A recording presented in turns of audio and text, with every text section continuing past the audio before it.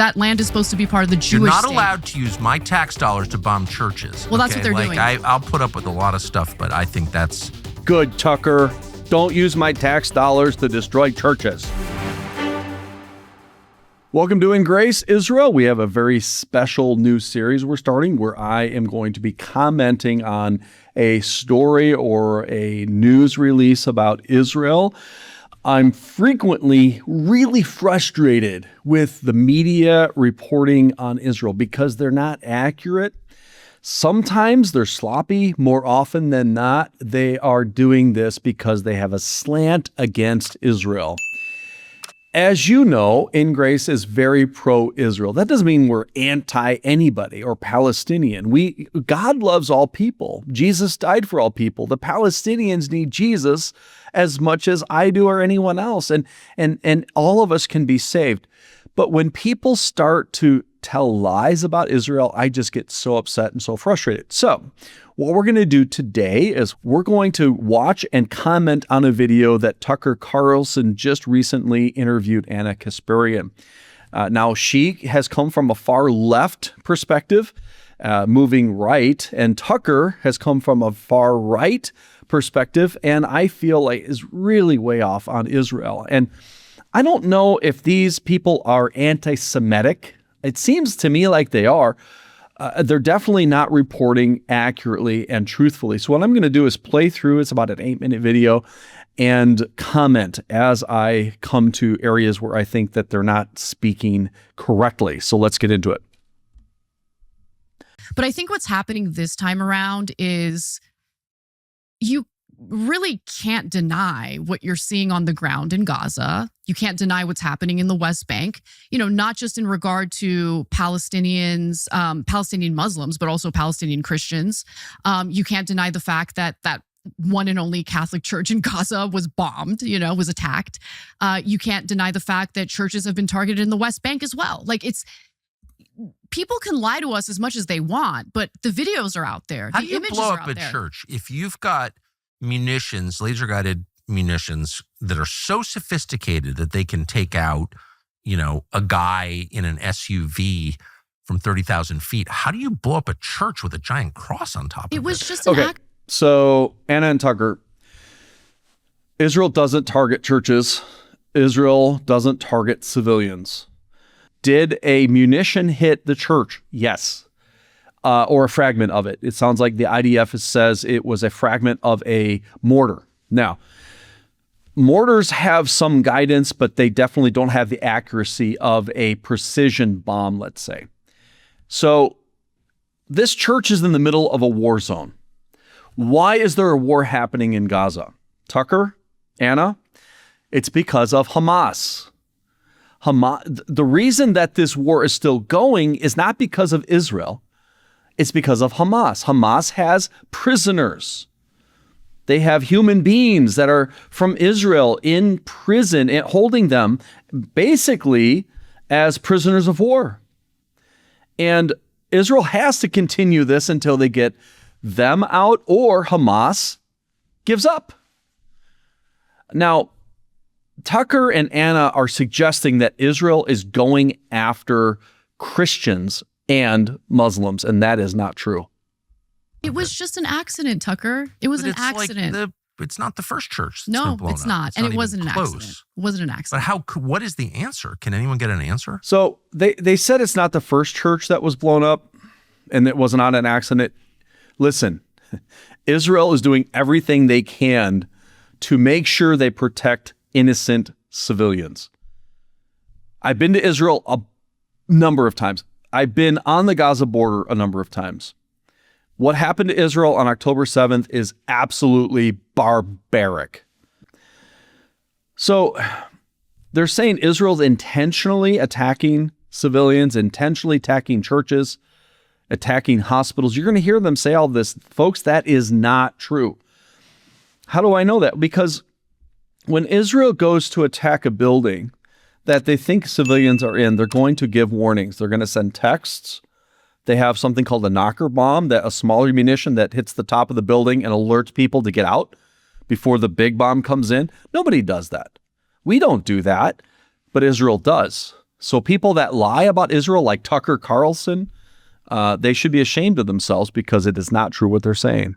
What is the answer? Can anyone get an answer? I know the answer. Israel wants a Jewish state and they want to expand. They have something known as the Greater Israel Project. They intend to annex the whole of the West Bank. In fact, Miriam Adelson legally bribed Donald Trump to ensure that that happens. And Israel announced that that's what they're going to do, and they're doing it.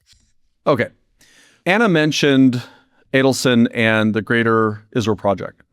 Now, first of all, the Bible says that the land is Israel's, all of it, okay? Our president at the time in 1948, Harry Truman, against all advisors of his cabinet, decided to recognize Israel as a nation. Why? Because he heard the Bible say, this land is for the descendants of Abraham, Isaac, and Jacob. Now, you can say it's not, but it is. There's one God, the God that created the universe, the God that chose a certain ethnic group, descendants of Abraham, Isaac, and Jacob. We call them the Jewish people. We call them Israel because Jacob's name was first one who was a deceiver. He learned his lesson, and God said, you're now the Prince of God. You're now one who prevails with God. And so Israel, not that they deserve it, because they're like the rest of us, we're all sinners, but for some reason, God pre-selected that group of people in order for them to bless the world. There was a promise given to Abraham, Isaac, and Jacob in Genesis. And I wrote down the places. In Genesis 12, we read in verses 1 through 3, the promise to Abraham, the Abrahamic covenant. This covenant was renewed to Isaac more than once, but in Genesis 21:12, and then to Jacob in Genesis 28:14 and 15. Now, let me tell you the land that God promised them. This is going to be making those that don't support Israel, don't support the Jewish people, really upset. Genesis 15:18 tells us that the land of Israel isn't just this little sliver that they occupy today, or the Gaza Strip, or what's called the West Bank. I'd rather call it Judea and Samaria, the biblical names of those places, or the Golan Heights. The biblical promise of Israel was from the river of Egypt. We all know that's the Nile River, all the way up to the Euphrates River. Now, Israel has been threatened to be annihilated by armies on all sides, and somehow they still survive. I say God is in that. We had better stop telling them the land is not theirs. It is theirs. Now, what do you do about the Palestinian population? That's a discussion. But if you go to ask Palestinians, most of them, if you ask them, where would you like to live if there's a two-state solution? My friend did a whole movie on this, Hope in the Holy Land. You need to watch it. They would all say to him, I'd rather live in Israel, but don't tell anybody I said that. Why? Because Israel is much better at governing and much better at freedom than the Palestinian leaders have been. Most Palestinian leaders have been corrupt, including the Palestinian Authority of today and of course, Hamas. Now, they're acting like it's this big conspiracy and they're trying to pay off and buy all this land. No, God's promised them all this land. Now, what do? Do they just annex what they call the West Bank? I think they should. I think Israel should do that. I don't think it's a conspiracy. I don't think it's this big plan and project. It's what God said. I'm a Christian. I'm a Gentile. I believe all of that's Israel's. I believe they're going to have it all one day once God accomplishes his will. And people like Tucker and Anna had better learn what the Bible says, because the Bible always comes true. When it comes to Gaza, I mean, Hamas is so dumb because the atrocities they committed on October 7th gave Netanyahu and the Israeli government the perfect excuse. Okay, so she got something right. Hamas is so dumb. Good job, Anna. You're right. They are dumb. Did they think somehow they could win? I think they were surprised at how well the operation went on October 7th. But what she's saying is Hamas has given Netanyahu an open door to invade and take over Gaza. What she might not know or somehow conveniently forgets, and Tucker doesn't correct her, 20 years ago, Israel unilaterally withdrew from Gaza. They had it. They had settlers, they had people living, Jewish people living in Gaza. But because of the terrorism of the Palestinians, they finally said, okay, we'll pull out. And it is a beautiful beachfront paradise, or it could have been. The Mediterranean from Gaza all the way north to Lebanon is a gorgeous, gorgeous beachfront property. What could they have done with it, with spending all of these millions and millions of aid that they used on terror tunnels and weapons? Could they have built buildings and industries and hotels and things? They could have done that. She's going to later criticize a relative of Trump about this, but she's wrong. Israel withdrew from there, and today all Israel wants is peace. That's all they want. To essentially do what they've always wanted to do, which is take that land. They're going to take that land. That's what they want. They're going to ethnically cleanse whatever remains of the Palestinian people. They're going to force neighboring countries probably to absorb 2 million people. So she says ethnically cleanse. People have accused Israel of trying to commit genocide. Let me just tell you this. The Palestinian population since 1948 has grown. If Israel's trying to commit genocide, they're doing a terrible job. And they could, by the way. They have the weapons. They could easily kill the Palestinian people, but they don't, because they don't believe in that. They believe that's wrong, and they don't do that. People that accuse them of this, they're wrong. People that accuse Israel of trying to starve the population of Gaza, hey, who should we blame? If somebody's hungry in Gaza, who should we blame? Israel? No. How about if we blame the UN, who is blocking the attempts of the Gaza Humanitarian Fund to try to get aid to the people? Should we blame, how about Hamas? Because Hamas is stealing the aid, and Hamas also started the whole thing. Why are we criticizing Israel, who, by the way, who feeds an enemy when you're at war with the enemy? Who feeds them? Israel does, but you're accusing Israel? You show a picture of a skinny, emaciated little boy in the New York Times, and millions of people see this on CNN and BBC, and it turns out he has a genetic disorder. His brother's right next to him, that they crop the brother out because he looks well-fed. The mother looks well-fed because you have a genetic disorder in a little boy. He's really skinny. So you say, well, the world says Israel's starving Gaza. These are lies, folks, and these are intentional lies. And the retraction, by the way, from the New York Times is on their X feed. That is the PR X feed. They don't even put it on the major X feed. The major X feed, I think, has like 55 million followers, and the PR feed has under 100,000. Do you think that that's the way that the New York Times should apologize? No, because they're biased. They're committing lies. Anna is believing it. Tucker's believing it. They're spreading it. We've got to counter that. And then at the same time, they're going to have settlers move on in, rebuild Gaza. Jared Kushner, by the way, soon after October 7th happened, was like salivating on camera about how that's prime real estate. It's disgusting. I haven't seen the clip with Jared Kushner. I don't know what she's talking about. I'm sure it's not what she's describing. But maybe Jared is recognizing it like I am. It's a beautiful territory. Do something with it. Hamas, Palestinians, why did you use all of this money for terror when you had such a great opportunity? It's because they are bent on genocide. The charter of the Palestinian Authority, of the Palestinian Liberation Organization anyways, is to annihilate Israel.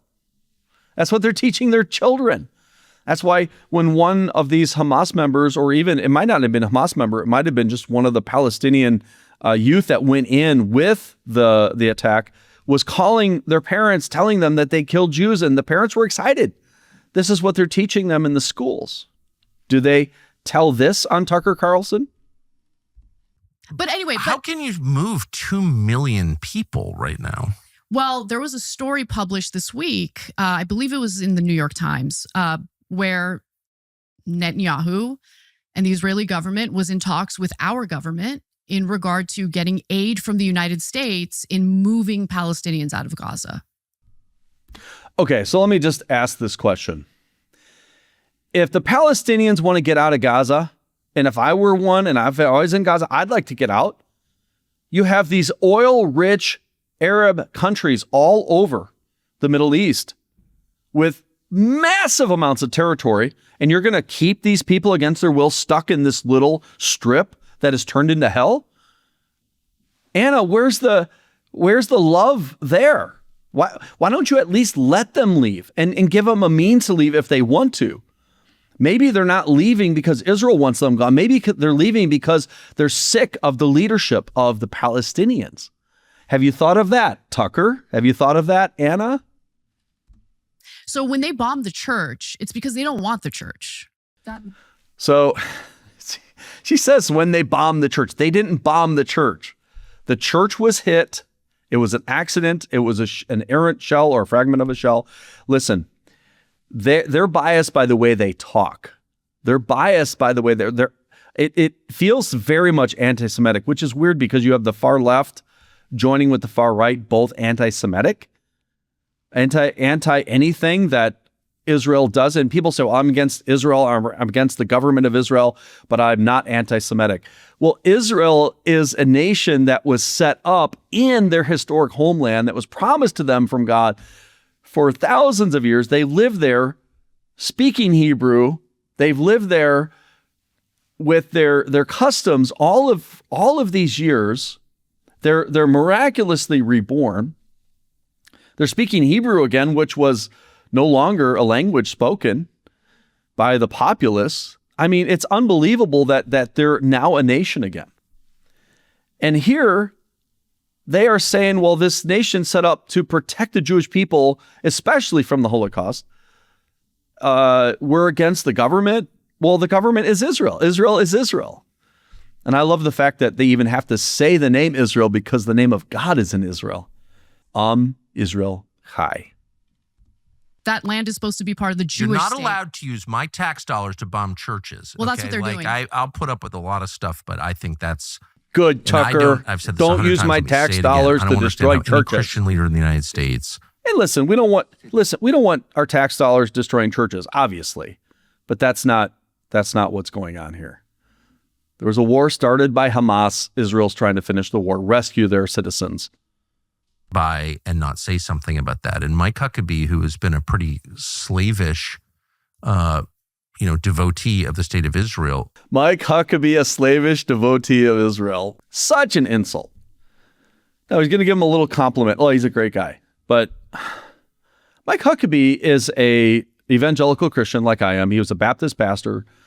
I've met him a number of times. He is very pro-Israel, but to act like he's some slave to Israel is ridiculous. But he does support Israel like I do. So what does he say about Mike Huckabee? And I don't mean that as a compliment. He's a very nice man, but I disagree with him strongly. Even Mike Huckabee came out and said, whoa. Yeah. You can't kill Christians.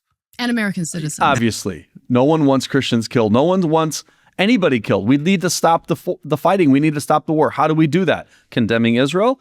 Pressuring Israel? No. We need to condemn Hamas and pressure Hamas and support Israel as they try to stop this. And American citizens. Yeah. But I don't understand why that's not. I mean, if that's not a red line, then there's no red line.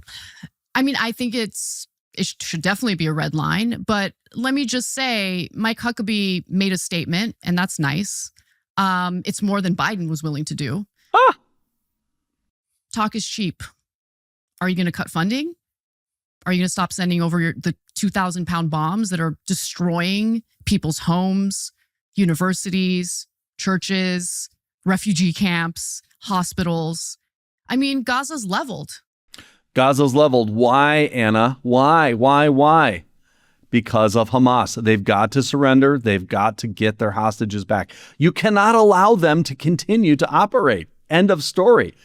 If they're hiding in all of these places, there's going to be collateral damage. If you put your terror tunnels under people's homes, and they do.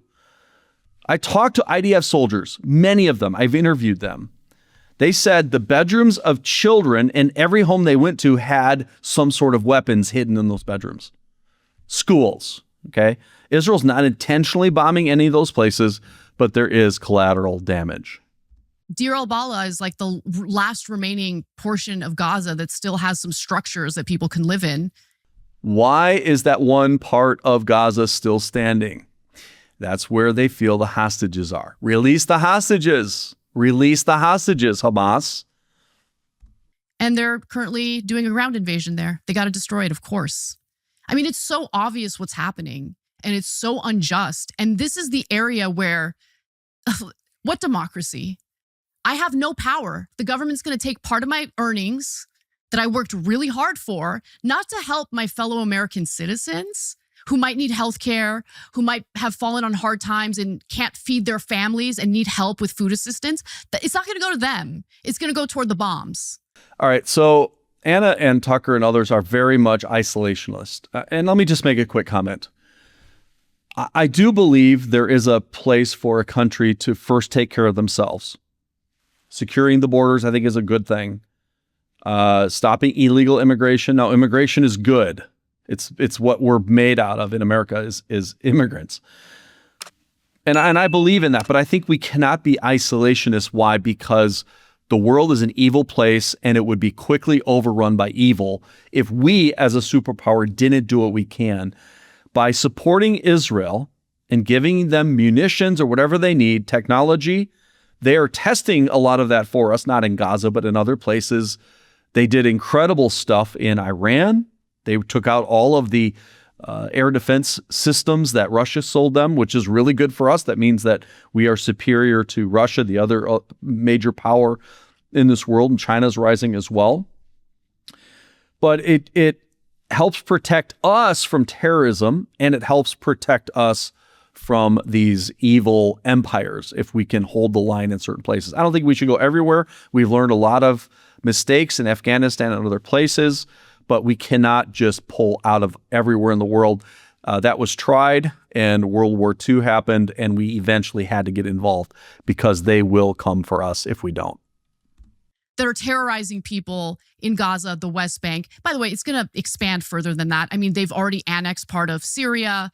The Syria war, that proxy war, it was a proxy war for a reason. Turkey wanted to have influence and control over the area where the Kurds are at. Obviously, Israel wanted to annex portions of it, and they've been doing it.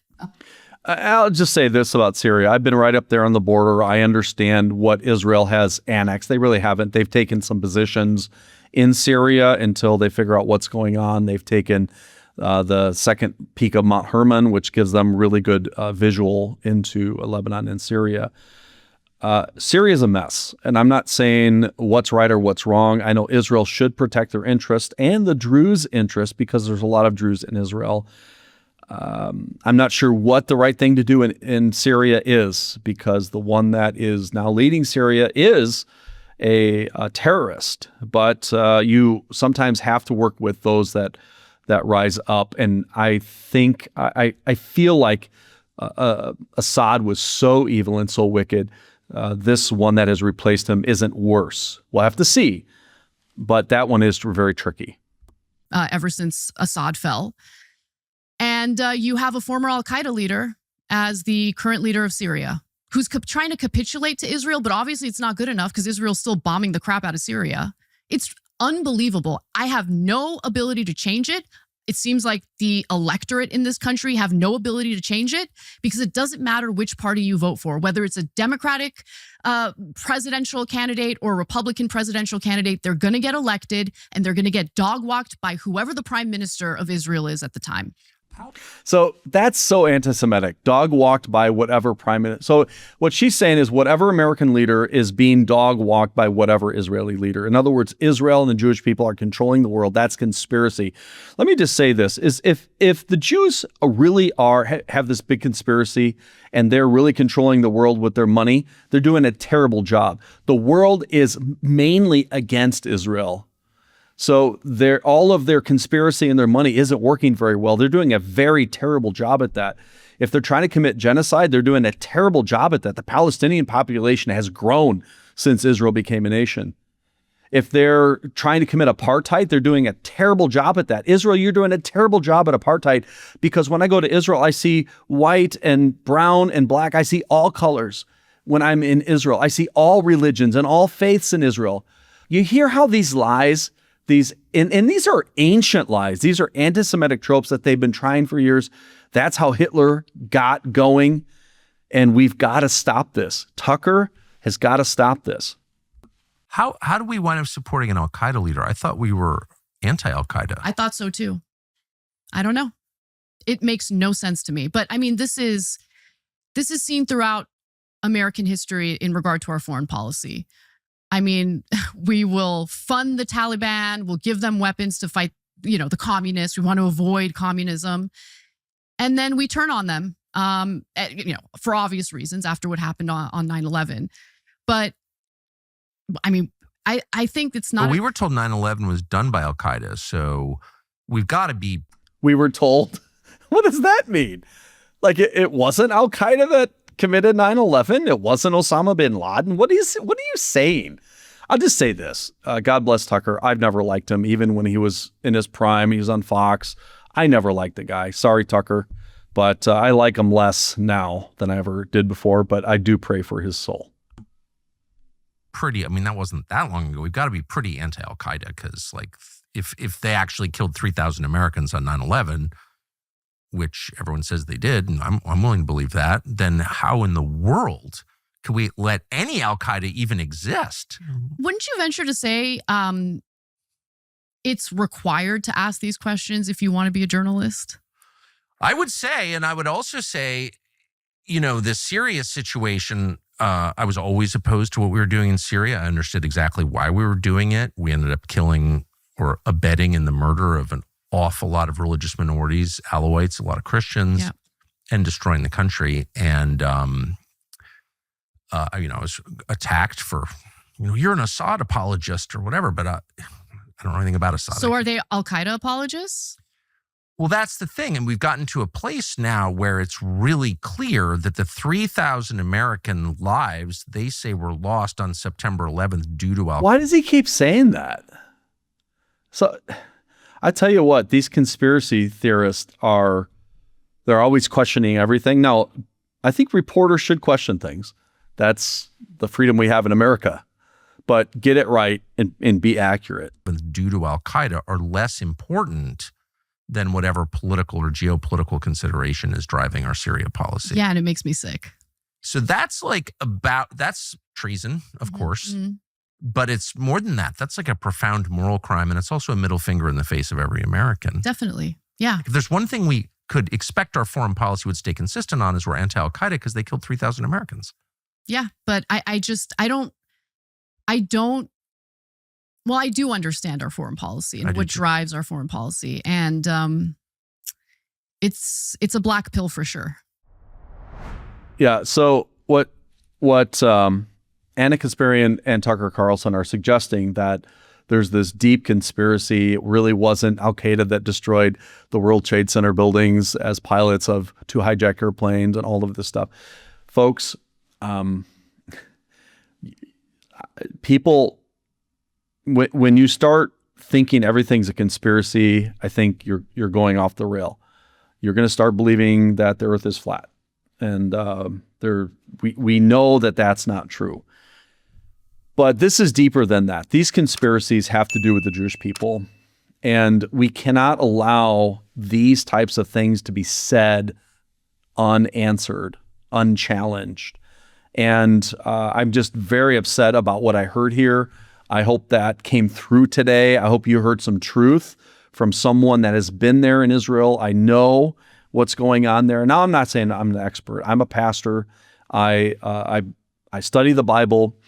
I love Israel. I love the land of Israel. I love archaeology. But while I've been there, I've been swept up into the turbulence of Israel, and I've investigated it carefully. And I've noted that the Jewish people in Israel and the Jewish people at large are people that are not conspiracies. They're not trying to do this or that.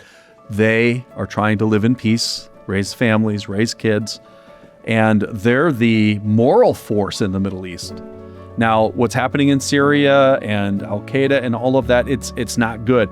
But sometimes you have to work with what's there.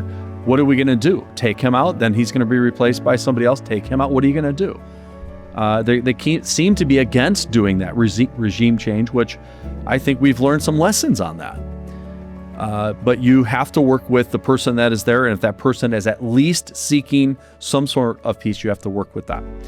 So it's very complicated, but the bottom line here is don't blame Israel. There's a lot of lies, and we need to push back on that. Listen, we're going to do more of these on other news-related items relating to Israel. I hope you've enjoyed this first one on our In Grace Israel channel. We have a lot of other programs that we've been filming. A lot of them have to do with the reliability of the Bible as it deals with archaeology and just the miraculous people of Israel. We have some prophetic series on this channel. We'd love for you to watch those as well. And then go over to our sister channel, In Grace Adventures, where we go all over the world. We're looking for God's creation. We're looking for evidence of God, proof of God. We're also going to be doing a lot on that channel on American history. I call it the history that the History Channel won't tell you, and it all has to do with God and His providence in this country. So check out In Grace Adventures as well. May God richly bless you and your family, and I hope that you know Jesus. He is the Son of God who died for your sins and rose again. He is coming back. I hope that we, first of all, know Him as Savior. Second of all, we're serving Him when He returns.